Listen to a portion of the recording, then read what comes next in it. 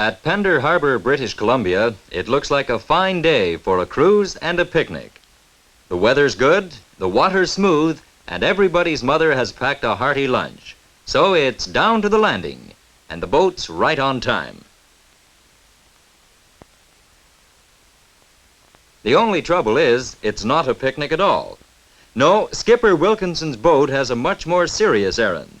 And for his young passengers, this is one trip that really is necessary.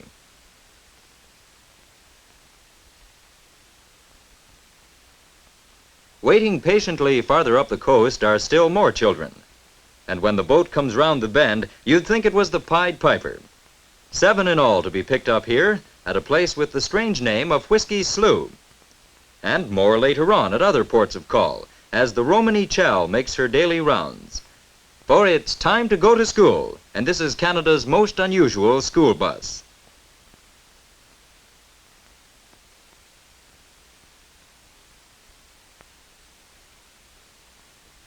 When the seagoing school bus first made its appearance in 1947, it was quite a novelty. But now it's just routine. Still, there are some peculiarities. For instance, on a landlocked school bus, you don't have to wear life jackets. But on the Romany, no chances are taken. Mrs. Wilkinson, the skipper's wife, looks after this chore.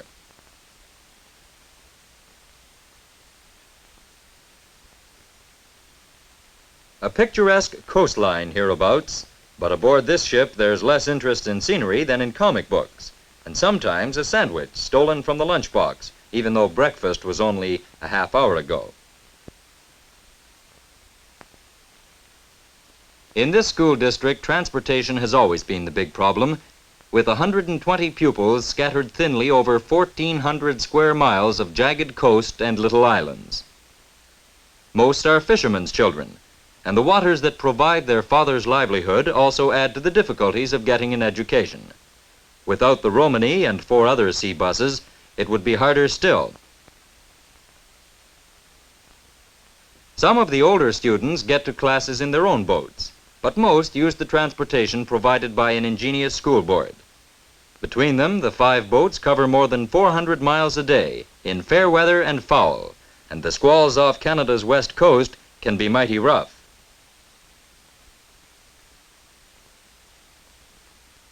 But despite it all, the teachers say that hardly anybody plays hooky in this part of rugged British Columbia, where the school bus is a boat.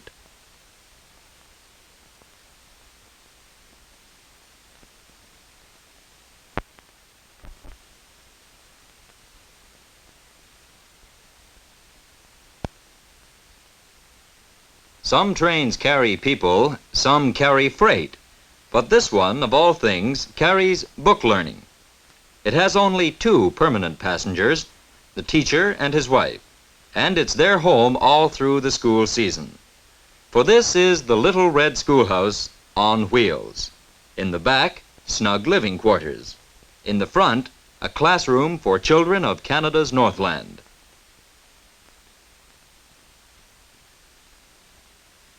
At Nicholson in northern Ontario, youngsters tramp across miles of snow-covered fields to attend the mobile classroom. They're the sons and daughters of railroaders, woodsmen, trappers, men whose work takes them to places where there just aren't any regular schools. So school comes to the children in the form of a specially converted railroad car. It's one of several school cars operated by the Ontario Department of Education. This one will be at Nicholson for a week, and then it'll move off to another stop and stay a week with the children there. Then, 3 weeks later, back to Nicholson, and so on all through the year.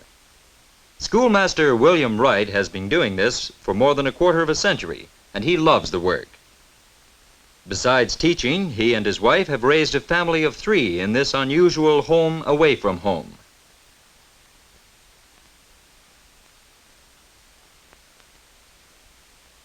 And so, school's out. But first, some homework, enough to last for a whole month. For in a few hours, the school will be hitched onto a passing freight train and on its way down the line to another isolated community. Next month, the Rolling Stock Academy will be back in Nicholson, and Mr. Wright hopes to find all homework well done.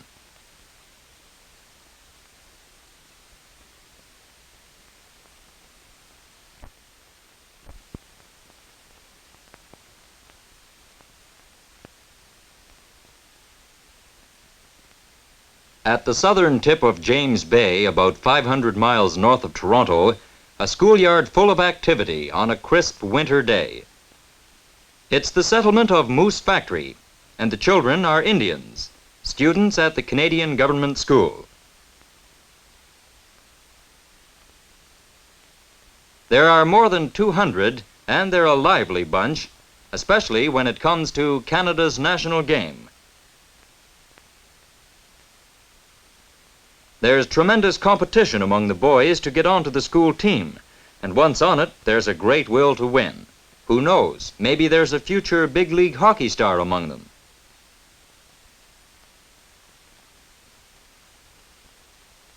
On Valentine's Day, there's a chance to dress up a bit, and to use that flair for decoration that many of the Indian students seem to have.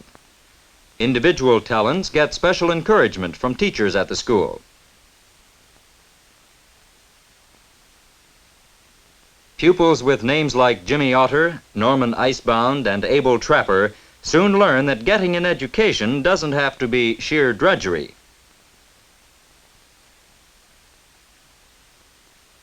The school at Moose Factory reflects the Canadian government's aim of trying to make the country's 150,000 Indians increasingly independent and self-supporting. Education is the keystone of this policy, and workshop training on such jobs as repairing motors has many practical applications in Canada's expanding north.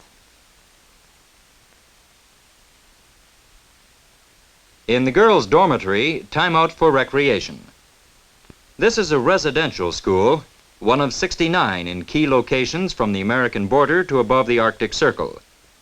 More than 10,000 children attend these schools, children who, for various reasons, can't go to regular day schools in Indian communities.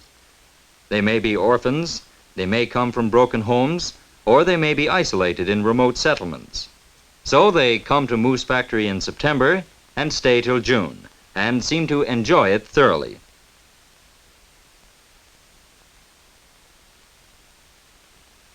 About 98% of Canada's Indians belong to Christian denominations, and this school is staffed for the government by the Church of England.